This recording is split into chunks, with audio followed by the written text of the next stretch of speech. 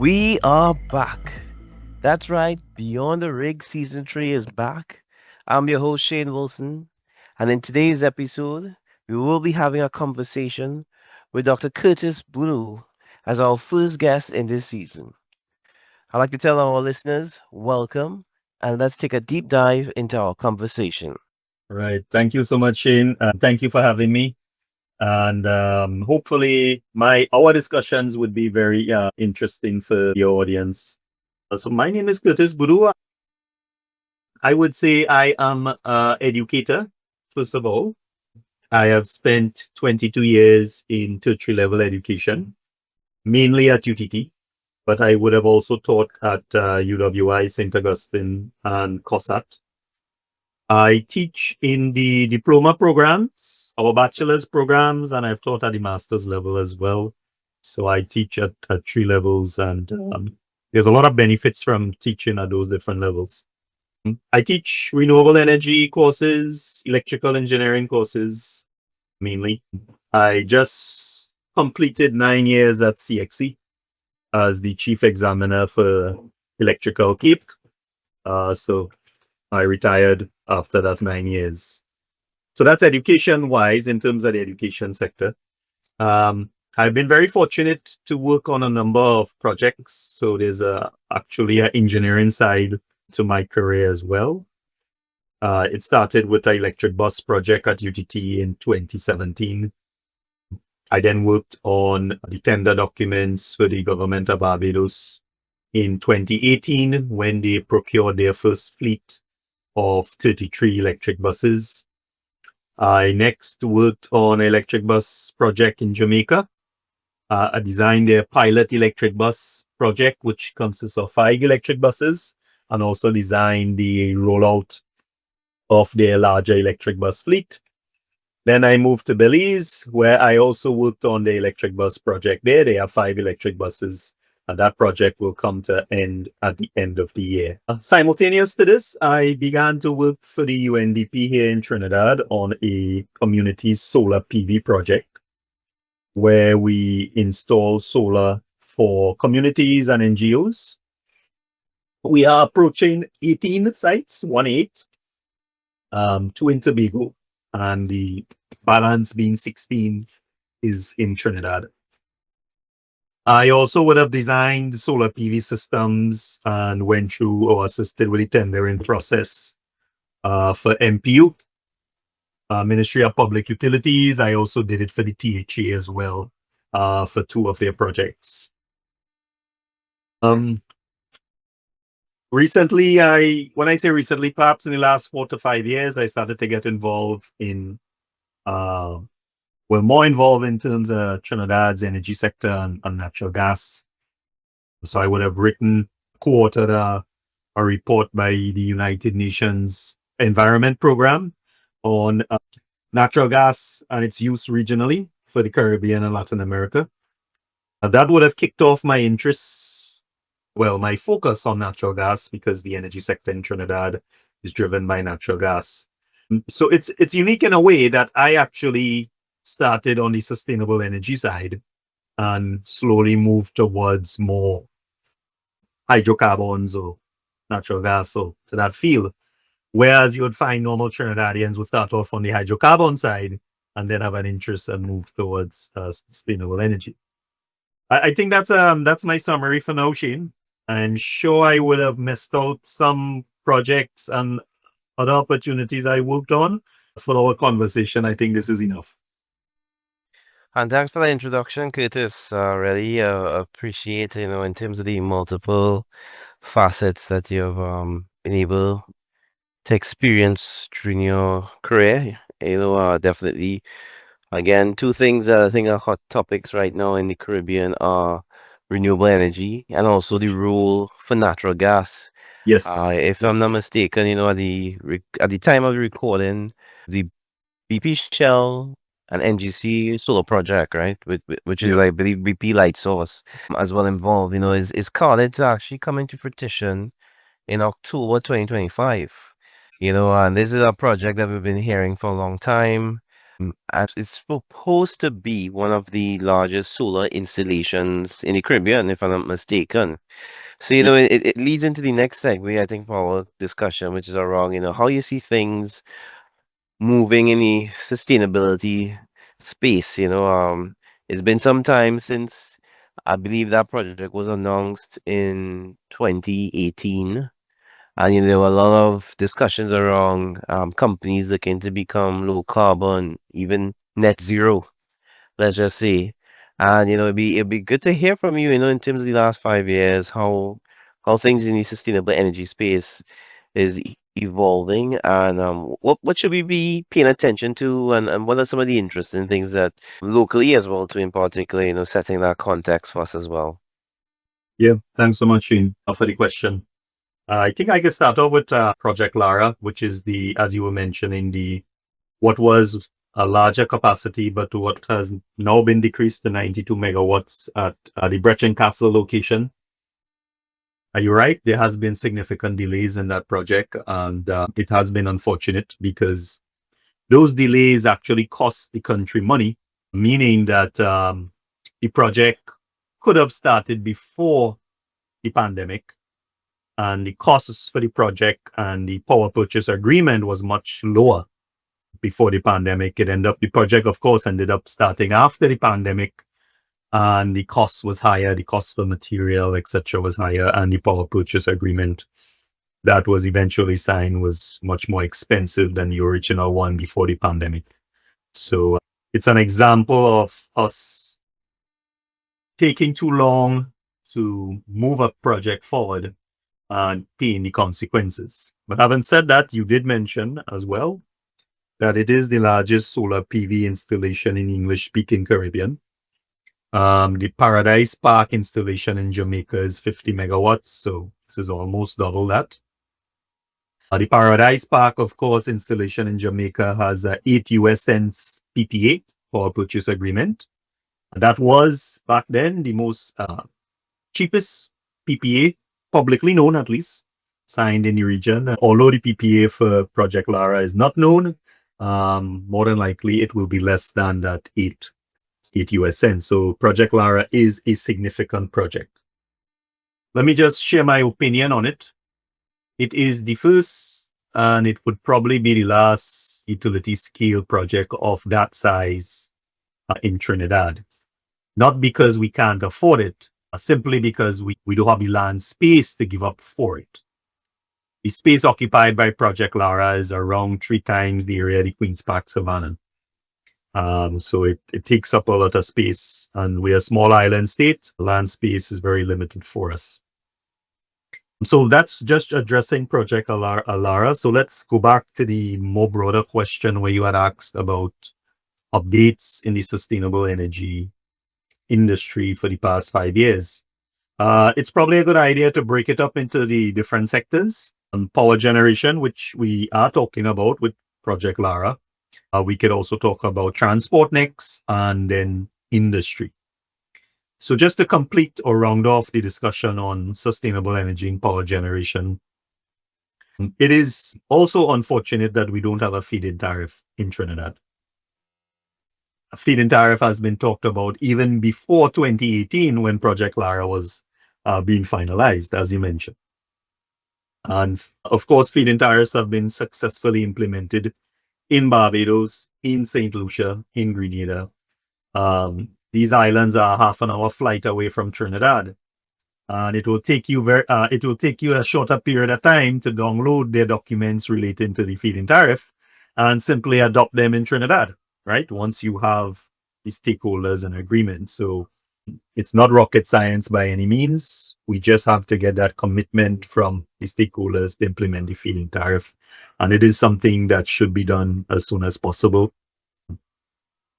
The average person should benefit from solar energy, not only for their own financial benefit. The middle class in Trinidad have shown a awareness of the environment and their carbon footprint, and they should be allowed to install solar on their homes and contribute to them reducing their carbon footprint. And that's aside from the economic benefit, of course, it has from the country. because if you use more renewable energy, you use less natural gas, and hopefully that natural gas get be redirected to the petrochemical sector where we could get more value for that natural gas.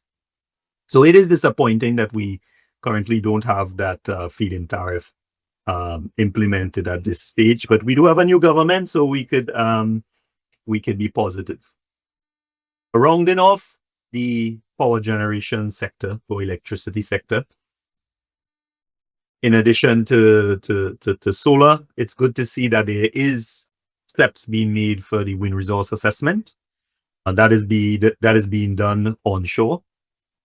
I'm sorry if I sound pessimistic so far in the beginning of this talk, because I'm also disappointed there that we're not doing any sort of wind resource assessment offshore.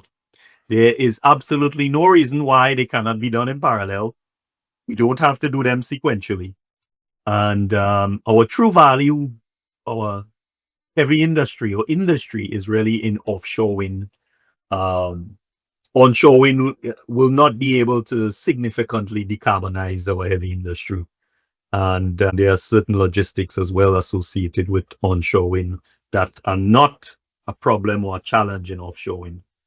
So that about rounds off the power generation talk. But before I finish it off, actually, one other thought came to my mind.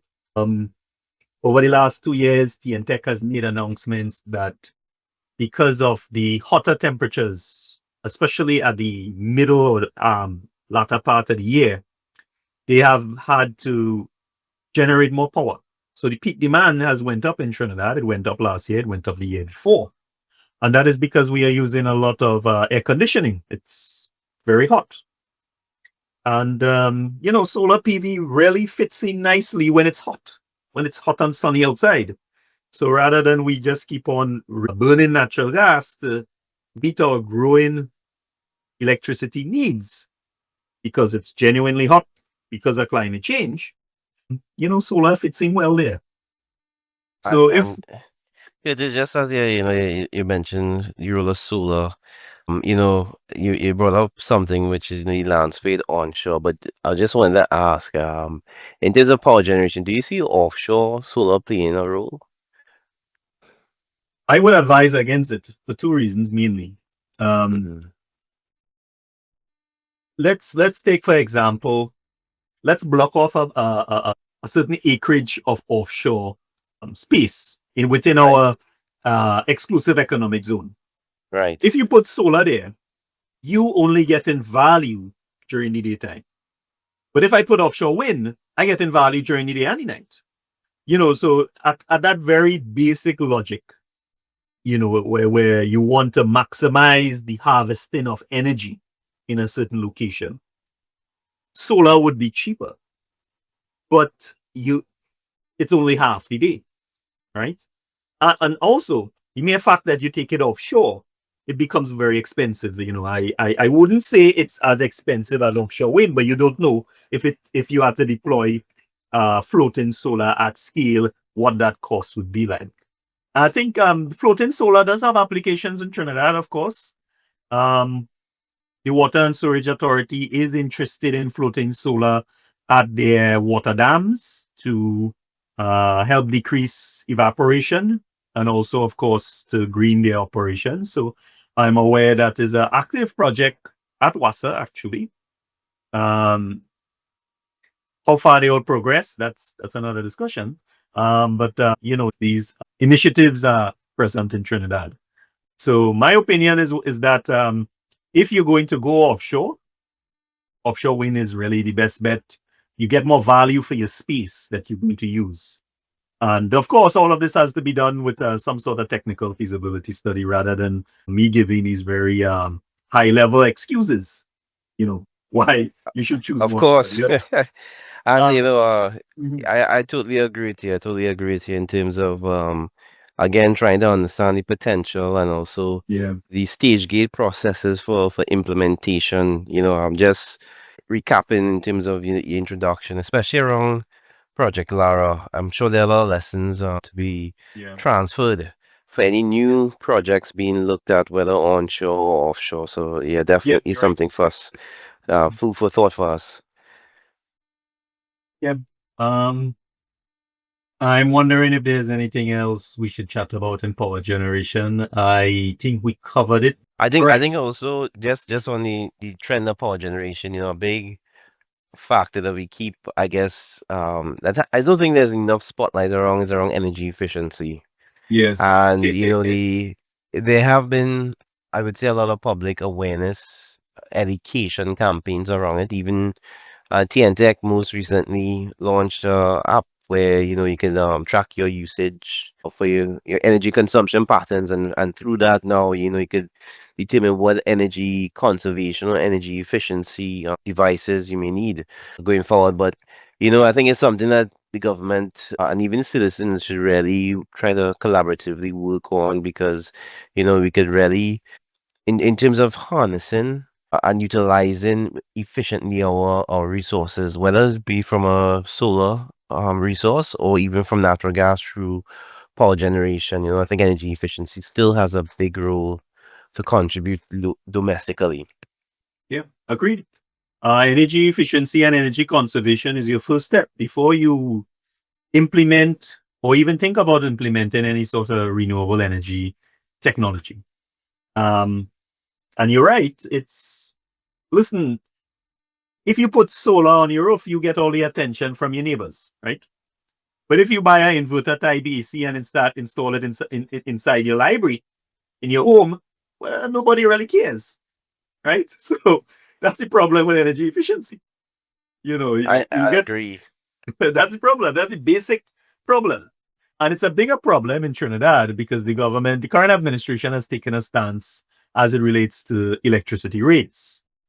So how do you um, encourage or incentivize persons to adopt energy efficient technologies in a context of low electricity rates? Well, the answer is the state will have to lead. So remove some of the taxes and VAT on inverter type AC units and leave it on your normal AC unit. That's an incentive that will work even in the current relatively low electricity prices. And do the same for the major appliances. And slowly, Washer, dryer, washer, dryer, slowly correct, yeah. people will just gravitate towards them because it's a good bargain.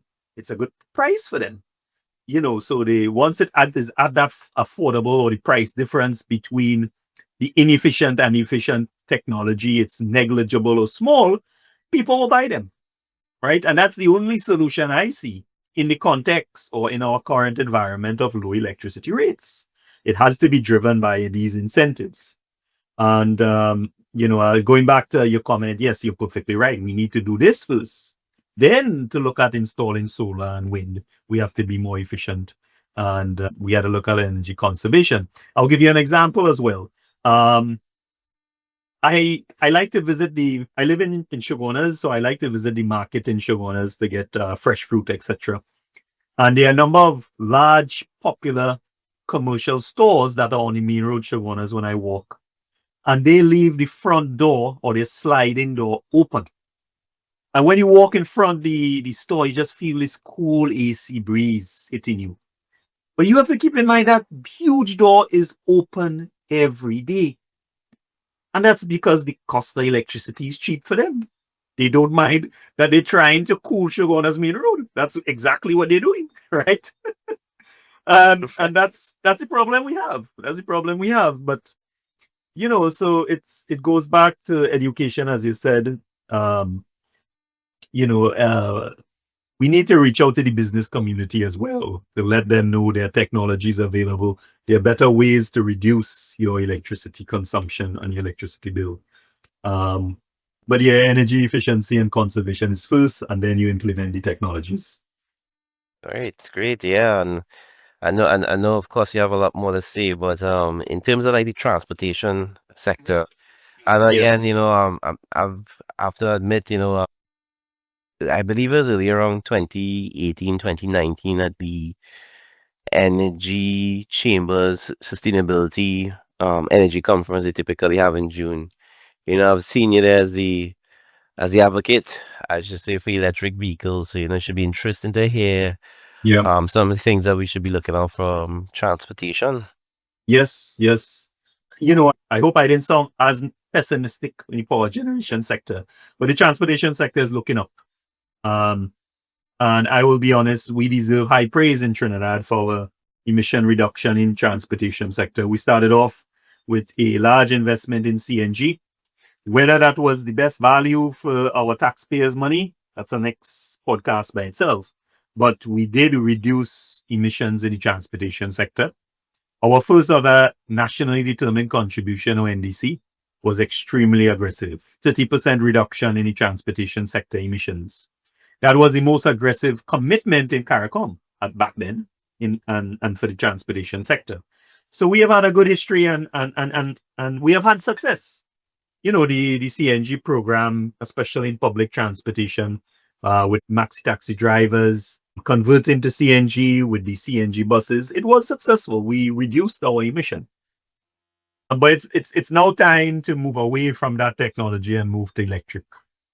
And as you mentioned, I started off as an advocate for this for some time now because of my work with electric buses. I think I have evolved to a stage where I would say let's electrify public transportation. For passenger vehicles, you could leave that up to the different owners, whether or not they want to purchase an electric car or not. But most definitely, public transportation should be electric. We should encourage persons to be more sustainable in their modes of transportation. So what do I mean by that? The government needs to improve our sidewalks, what we call pavements in Trinidad. You have to put in more zebra crossings. You have to put in more crossing lights to encourage people to walk more, especially in the cities of San Fernando and Port of Spain. You have to provide more bus shelters. Bus shelters not only accommodate persons who are waiting transportation, but they accommodate you if you walk and it's raining. You need a place to shelter. So if you're encouraging people to walk more, you need to provide, you need to make these infrastructure investments, which is related to transportation, but you may not see it directly related. There has been a number of accidents in Trinidad, or too many accidents involving cyclists. So I'm uneasy about trying to recommend people cycle more, but we do require cycle lanes if that may not even be possible in certain parts of Trinidad, but most definitely in the city area, make the investment for persons to walk more. That is a more sustainable form of transportation, and to electrify public transportation. If I may add also, just to put in, at one point I believe Priceman was bringing electric bikes, Mhm. which is also something that I was surprised. Where I worked in a previous time 5 years ago, I had a colleague who invested in one, and he lived in Arima, and he used to use that bike from Arima to Point Lisas every Wow, day, wow. and I was just amazed at the performance. And he said, I guess right, and of course he has to travel is the highways, of course, and at sometimes how our driving can be, can get a little busy. But overall, in terms of the product and the quality of the product, he was really impressed with the performance of the electric bikes, and it could be something we could also be seeing Yes, yeah. going forward as well I too. yeah. I think part of it as well is cultural. Let me tell you why, Sheen. Um, if you're driving around and you see a friend, a colleague, or a worker, and you see them walking on the pavement, every Trinidadian's natural instinct is to pull over and ask them if they want a ride. Or is something wrong? Why are you walking? Did your car break down? Did you have an accident? You feel the need to render assistance. And that is our cultural way of seeing somebody walk. You shouldn't be walking. Why are you walking? You know, so that part of it has to change as well. It's good you have a colleague that, did really did invest in biking. But this is something that's not common amongst Trinidadians, for whatever reason, we don't like to walk and we don't like to cycle. So there's this cultural aspect of it as well as it relates to transportation. But just going even further, there has been talk in the public space about a work from home policy for the public sector. Of course, I fully support that.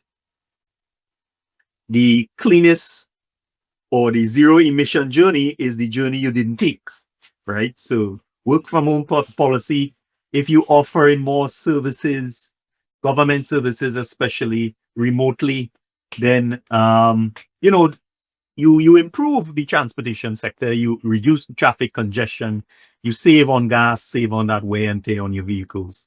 So just like energy conservation, we talked about in the electricity sector, we have to look at overall sustainable approach towards transportation, reducing our use of motorized transportation, just like you would reduce your use of electricity to conserve and be energy efficient. It's the same thing in the transportation sector. Totally agree with you. That molecule, um, deferred from that task could go to something else. And whether it's for fuel transportation or electricity, it's something that, again, it boils down back to those first principles of trying to really behaviors and awareness Yeah. as we continue to navigate, the changing energy dynamic that we are facing in Trinidad. Because if anybody watch the current, I guess, production, gas and oil, it's on a downward decline based on the data. And every molecule counts. All the ways that we can find to work together to assist in conserving energy, to divert molecules to or electrons to the areas where we can create more value or harness more value. And it helps because we import all our transportation fuel now. We use precious foreign exchange for that. So if you walk more, you have a work from home policy for public sector. You digitalize most, if not all, government services. So you keep people away from using motorized forms of transportation. The knock-on effect as well is that we as a people suffer from diabetes. We have a lot of persons that suffer from heart disease, a number of lifestyle diseases. Yes, it is because of our diet, but most certainly more exercise, more walking, more biking would help. So you try to solve or one sector, transportation, and you actually could solve issues in health, or you could solve issues in the overall economy by reducing our importation of fuels. So these problems are complex to solve, but once you get what you could call a golden solution, it's a solution not only for that sector but other sectors. Of course, the indirect and direct benefits is something that, again, once because of how our ecosystem is built, I would say, energy ecosystem for transportation, for power generation, and even industry. When you address some of the challenges, there'll be so much other spillover effects that could benefit, not just saving costs and fuel and energy, but so much more for your personal well-being. In terms of the industrial development, how you see things progressing in that space? Yeah, it's out of the three, it's the one that is most definitely lagging behind, and it's lagging behind because of how capital intensive it is to make changes for industry, and especially adopting these newer clean energy technologies. A popular one that is encouraged is what you call a variable drive motor.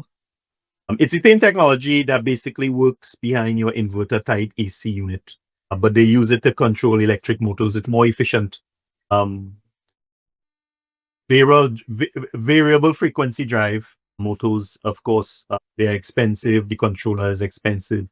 So to say that you want to encourage the adoption in the industry, then there must be an incentive there. Going on again, in our industry, we have been trying to reduce the amount of gray hydrogen we produce and use. Of course, gray hydrogen is hydrogen produced from natural gas.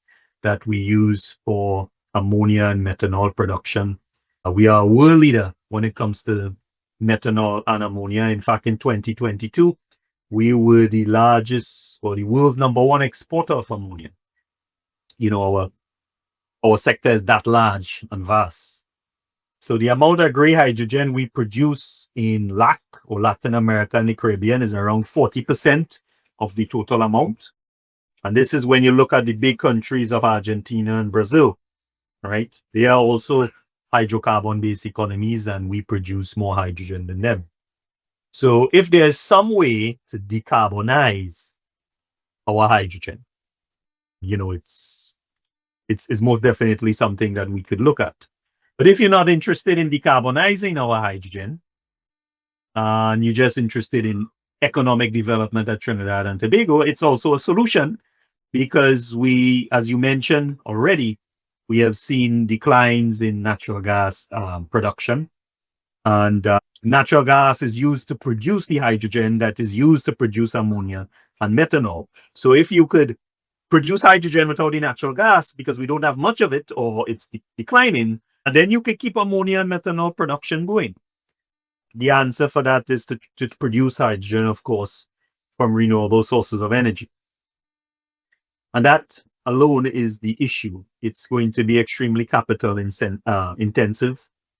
The solution I see to decarbonize our hydrogen or to add additional hydrogen is only offshore wind.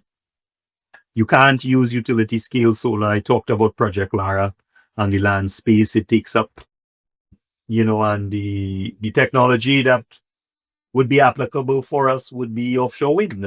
We have a fairly large exclusive economic zone for a small island state. We have a rich history of offshore hydrocarbon exploration and production. It's world class. I already talked about the ammonia production in 2022. So, you know, we could really leverage this local skilled labor that we have and we have been sustaining for a number of decades to now transition and move over to a new sector, which is offshore wind.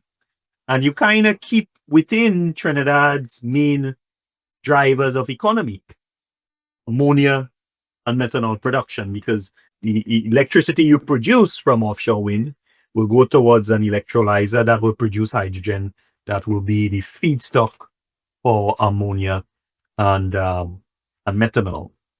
So as it goes to industry, we have not made as much strides, mainly because of the costs required to make those investments. There is other aspects of industry that we could look at. There are a number of what the National Gas Company categorizes as small gas users, meaning that they have a feed and natural gas, but in the context of everything, it's relatively small. And they use that natural gas for process heat in whatever manufacturing or process they have. There are new technologies now that you could use for process heating for different industries that use electricity directly. So rather than you take that natural gas and inefficiently burn it in these small processes, they could adopt these different cleaner technologies that use electricity for process heating, and we will save at least some small quantities of natural gas that way. Yeah, I'm trying to quickly think if there are any other areas in heavy industry that we could decarbonize. I think those are the two largest areas. Yeah, and you know, just to add you know, some of the updates you're given, definitely energy and national energy will working on some pilot projects for um green hydrogen. So that's probably something to look out for, I guess. You know, if there are any updates later this year, of course, with the administration change, not sure if they'll be playing a role. So definitely something to look out for. And then also, you know, the Kennedy Green project that, you know, that was announced as well too is another area where again green hydrogen, looking at green hydrogen development in Trinidad and something for us to also look closely at, see if there's any further traction, because you know there will be trade-offs, and I hear about the installation of the devices are the light industrial commercial customers that may use natural gas to electrical devices, but then they will be actually, and at that time, if it's natural gas, how efficient will it really be? Because it comes like it is like it's moving from one hand to the other hand, and it's something again when you do the feasibility study analysis to see really where you're optimizing. I think the value that you're creating. That is other things you're looking at to evaluate, in terms of what might be the best approach or approaches, I should say, as in no silver bullet. Based on our discussion today, in terms of the trend, it looks like there'll be multiple technologies involved as we evolve our energy ecosystem as well. Yeah, yeah, I agreed. I mean, there's the next technology that actually was deployed by the UNDP. It's called district cooling. Again, it ties into the cooling sector, but you could use it for commercial and industry because we do require space cooling for large spaces. What district cooling really is about is you sort of plan your cooling for multiple commercial buildings, and it's more efficient that way. You have a centralized cooling system, and you cool multiple commercial entities. There's a pilot that's going to be run by the UNDP, and it's important for the country that we collect some good data from this pilot, and we could use it to inform business cases. But that as well is an important project for us. As you know, I already mentioned, it's getting hotter, and it will get hotter as the years go on. The climate change projections for the Southern Caribbean is one where it's going to be hot and dry. So so being able to cool larger spaces, not only spaces in your home or small offices, but large commercial spaces, it's the next area that we need to deploy technology in the commercial and industry sector. So that's the next. I can, and that's a technology that's already, I would say, utilized in Europe, It in is. America, and also the Americas, and even in the Middle East. So again, it'd be interesting to see how that unfolds. On a previous rule, I did work towards evaluating potential avenues for district cooling. However, it was more around utilizing natural gas and chiller systems. And so it'd be interesting to see how that type of work gets evolved, the transition that's made with the UNDP work. And as you're on the UNDP, your time, of course, with solar, solar is one of the renewable technologies that has really penetrated, I would say, domestically. I think we've seen a lot more solar lights out there, whether it's Christmas lights or even street lights, and even solar installations for homes. So, in terms of, that your project with the UNDP that you worked on, are there key takeaways that, around solar that you could share with us? Yeah, sure. I started to work with the UNDP in 2021. So I think it's been 5 years now. The project will end most definitely this time. It will end in June, at least in June for me. It might extend a few years. So this is my 5th year with them. And the reason I'm saying that is I have seen drastic changes in the local solar industry. I mentioned early on we did 18 sites. So it was split in 2 phases. Phase 1 was 12, and phase 2, which concluded earlier this year, and to an extent is still ongoing, represents 6 additional sites. So we would have installed solar almost 5 years ago, and we would have installed solar as early as this year, and we finalizing some installs. So I have that picture of what it was like 5 years ago and now, and it's a very positive picture. It's one to look forward to. I have seen a drastic decrease in the cost of solar PV systems in that time, and the project will issue or will publish a report into solar in Trinidad, and it covers the cost of solar as well. So that information will be made publicly available to anyone interested in solar. But I have seen a drastic decrease in costs. I have seen the increase in local capacity to install solar. One of the key items the project hope to address is to standardize solar installations, especially up to international standards. So in 2021, we asked that all the 12 sites be installed to the National Electric Code, 2020 Electric Code at that time, standard. And all our sites were. Now in 2024, 2025, we ask that they use the 2023 or 2020 version of the electrical code.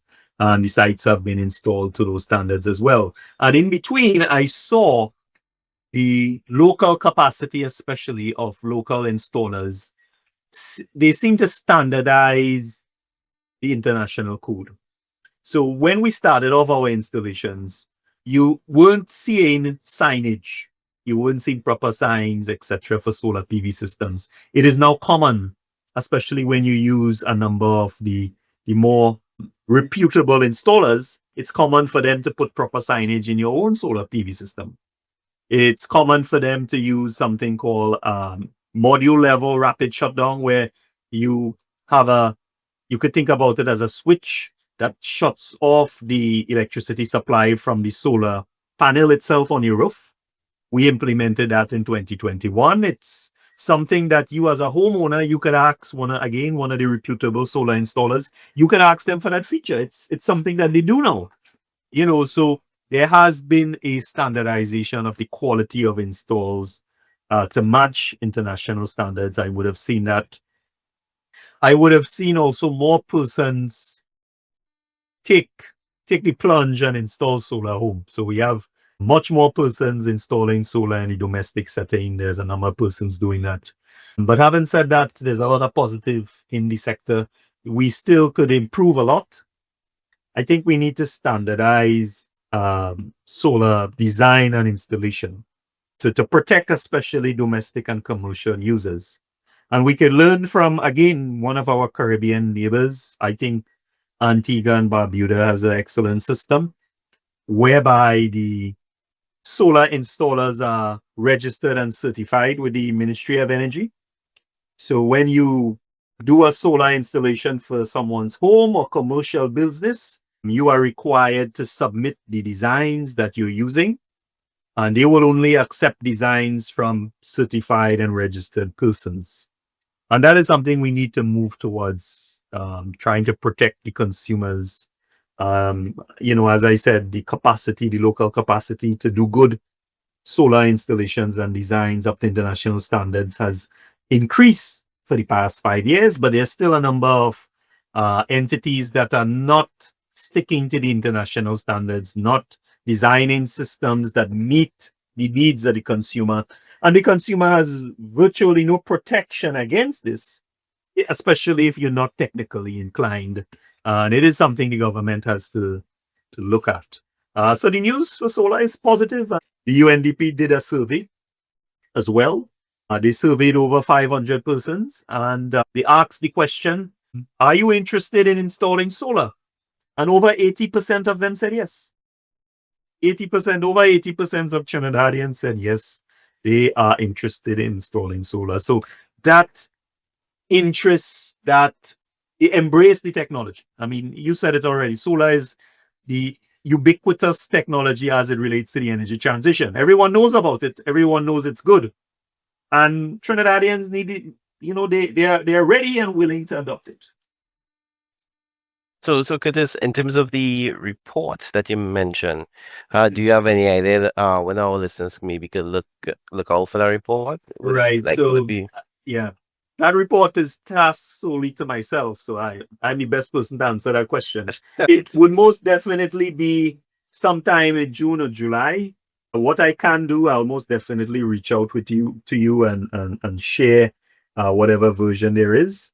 And you can make an announcement in probably a subsequent podcast that the report is out at this location, and you can have a look. Yeah, definitely. Again, the interest around solar is something that a lot of um say a lot of citizens are interested in. The cost barrier, especially the upfront costs, it definitely was one of the highest factors impacting, the adoption. So it'd be interesting to see in terms of, how long, what are the initial costs for the different systems, and what is the expected payback period as well too for the investment.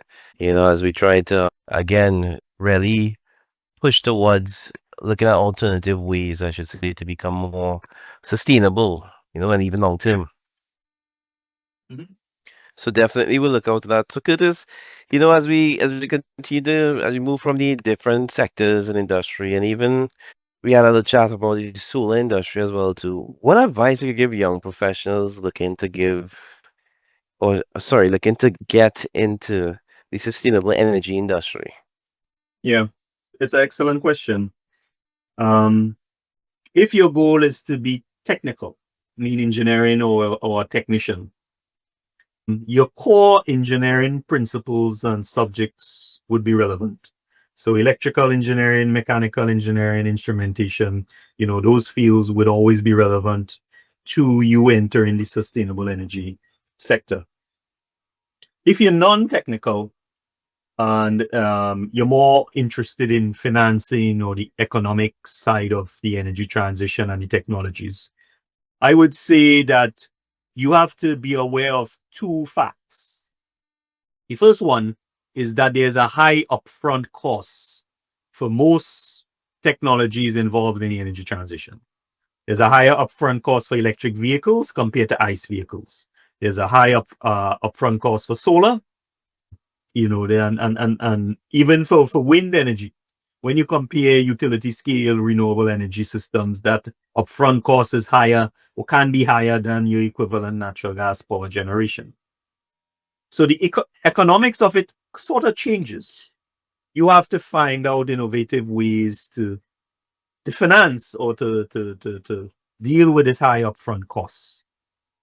So that's a difference in dynamics if you have to if you're looking at getting into the economics and financing part of the energy transition. What I would also say is that the use of digital technologies, the Internet of Things, meaning where you could use very small, low power, accessible devices to collect data, and the analysis of this data. These are key areas as well that are relevant in the transition. So if you see yourself gravitate into that field, you could find yourself working in sustainable energy as well. And there's the soft part of it as well. We talked about the cultural side of it. From working with the UNDP, because in the solar project, we do a number of surveys. We have a number of outreach sessions to different communities in Trinidad. And also my time at UTT, where I would be the one focusing on school visits, primary schools, secondary schools, and answering questions on the energy transition. I would say that Trinidadians are knowledgeable on sustainable energy and the energy transition. They are aware of the climate change, and they are cognizant of the damage to the environment, and they are willing to change the behavior patterns for that, to bring about this change, which is something very positive. That has been my experience. So if you're interested in working in the sustainable energy field, on the social side of it, as an activist, there's a lot of opportunity there as well. You would meet, by my opinion, minimal resistance in the adoption of these technologies once you could handle that high upfront costs, once you could present solutions to stakeholders to absorb that high upfront costs. Your social part of the energy transition should be a easy one. So that's my advice, I would say, for young people. I think that the energy transition is one where you require multiple skills. So you can't set out to say that you're going to be a solar engineer or wind energy engineer. You have to learn data science, you have to learn to deal with sensors, you have to learn the financing and economic part of it, and of course the softer side, the cultural side of the energy transition. So you The energy transition requires people to be like the old Renaissance specialists that we knew of in the past. So you talk about Leonardo da Vinci, you talk about Michelangelo, who would have led that Renaissance. So if you're a young person, you have to be a Renaissance person, Renaissance man or woman, in the sense that you have to get involved in all these fields. When I was younger, you could have said you want to be an engineer, but a young person now you can't, because you have to say you are willing to work in the technical field. But guess what? You have to learn the economics of it as well. You have to learn the softer skills. You have to learn to do programming, right? So it's now more complex, but it's very rewarding to actually get involved in the field. You get to work with different technologies and get involved in different sectors. I think, again, uh, the way how our world, especially the job and career market, I should say, currently is evolving with data science, with AI, with machine learning, new technologies. Everybody who was once, let's say, you're right, they say like an engineer, you can't just be an engineer anymore for extracting the most value out of the roles that you're being given lately in job market. You have to show that you Yep. you basically have that ability to expand and adapt to answer multiple calls and multiple actions. So it's something definitely that, as we continue to watch and monitor how things um move in the landscape, is something definitely look out. I know personally, um, in terms of entrepreneurial activities and opportunities, there have been a lot more renewable energy companies, I think, in Trinidad over the last 3 to 5 years as well too. Yes, that is true. Predominantly around solar, but there are a lot of entrepreneurs bringing new technologies, whether it be for solar home installations, even using solar heaters to heat them warm pools for homes. So there's a lot of opportunities out there, and it's just how we unlock it and understand the different, as you say, the economics, communicating it to the masses as well, to really show the value that you're bringing for them, for the product or service that you're offering.